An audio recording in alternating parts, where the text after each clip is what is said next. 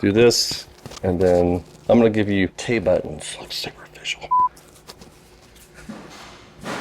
All right. Oh, thank you. All right, so what do I say? My name is Dylan Spurdy. I'm known as Dragon. Cut. Mike, come here. I miss you. 10 takes later. Yeah. My name is Dylan Spurdy. You can call me Dragon. My name is Michael Banner. You can call me Nighthawk. My name is Dylan Spurdy, and I'm an inventory specialist at CLT. As an inventory specialist, I'm a part of the logistics team here. We work with all the carpenters and the plumbers and electricians and jet bridge technicians, locksmiths. We help them with getting all their parts to assist them with their repairs. We do simple things like boots, we do simple things like tools. We use a lot of the forklift, we use a box truck, we use a lot of things to transport millions of dollars of inventory back and forth from the terminals.